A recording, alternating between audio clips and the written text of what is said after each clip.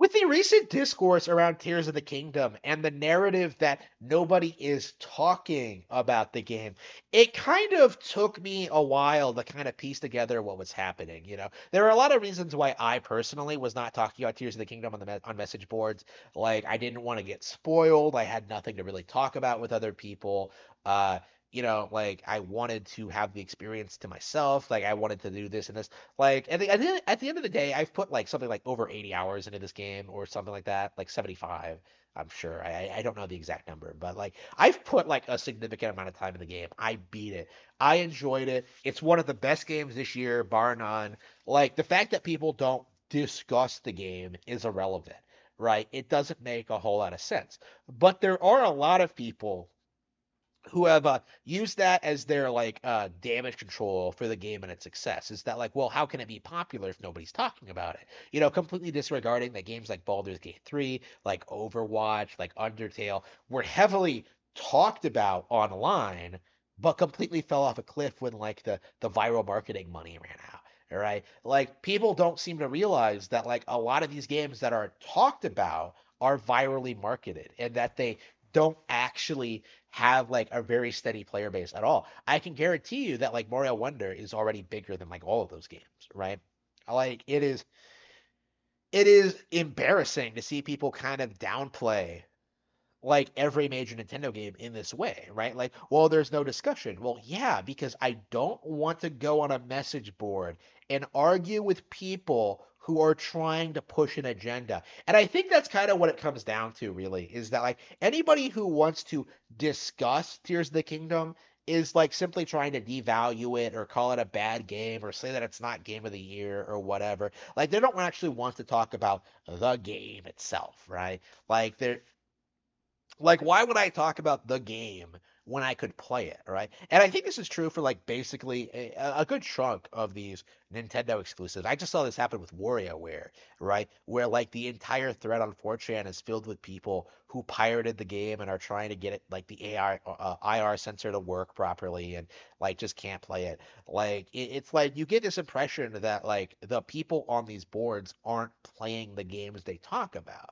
And as a result of that, like actual players, people who want to play the game have been scared away.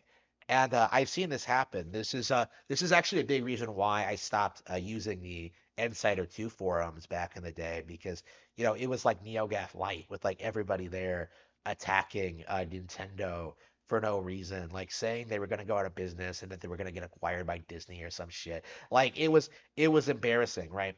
But like for Tears of the Kingdom specifically, like this is a really unusual occurrence because Tears of the Kingdom is probably the best-selling title of the year, other than like maybe Call of Duty. It's probably going to be considered Game of the Year by most like reliable outlets.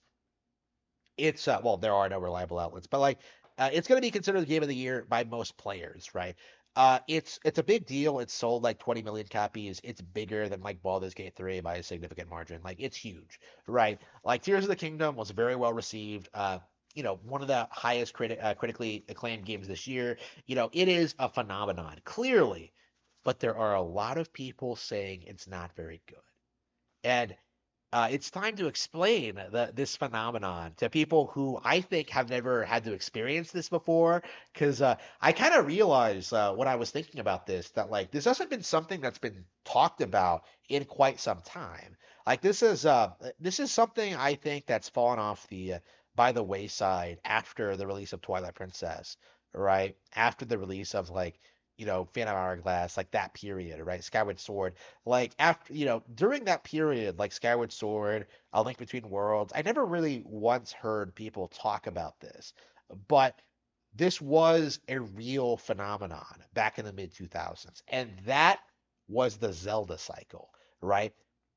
In which like a game would come out in the Zelda franchise, it would be hated upon release. Like everybody thought it was terrible. The last one was better. They need to do more of that.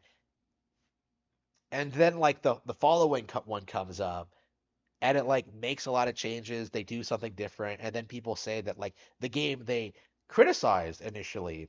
It's been so long now that that game that was like critically panned has become a classic. It's well regarded. People love it, and the new one is trash, right? Like it doesn't live up to like the Zelda name, right? And this is the Zelda cycle, right? This is a real phenomenon that's been observed to happen with Zelda time and time again with like all sorts of major releases, right? Like I'm sure you could, I'm sure it has roots back with like Ocarina of Time coming out, being compared to like A Link to the Past and like Link's Awakening and stuff like that. Like it's um it's ubiquitous. Like it is like the at one point it was the most commonly regarded like Zelda fan phenomenon on the internet, right? Was just how every Zelda fan criticized the new Zelda game when it was new, only to become like major fans when like the next one came out, right? Like this is pretty typical for the audience, right? Like this is what the Zelda audience does. Like upon that realization, I kind of realized like what's happening with Tears of the Kingdom is that like people are playing the game at their own pace. They are enjoying it. They are getting into it. They are sinking dozens of hours into it. They're learning everything about the world, the lore, the setting, the combat, the weapons, the bosses, the materials, the armor sets, the shrines. Like they're discovering everything that Tears of the Kingdom has to offer. And by the time they're done, they all have just had like some of the most fun they've ever had in their lives. You know, even if they're the sort of people who go on the internet to complain about like the energy cells running out too quickly or something, right? Like that is the Zelda cycle, right? The biggest fans of the brand in a lot of ways are the most critical of it, right? And we are seeing that a lot with Tears of the Kingdom. I think because Breath of the Wild was such a major success, such a huge deal, and completely reinvented the formula and did all this. Like I think Tears of the Kingdom, like kind of following in its footsteps, had a lot to live up to.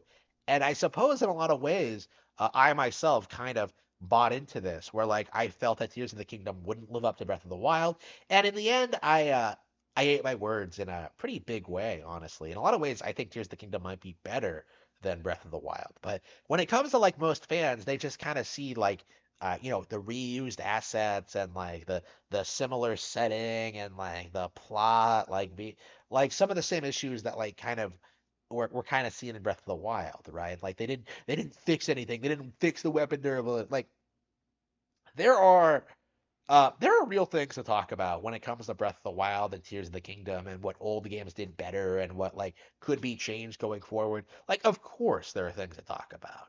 Of course there are things to discuss, but like I don't think there's any denying that Tears of the Kingdom and Breath of the Wild are fantastic games in their own right, regardless of what people are saying, what they're trying to spout off on message boards, on YouTube, on Reset Era or whatever. When you get right down to it, these games are downright masterpieces and should be absolutely held in extremely high regard.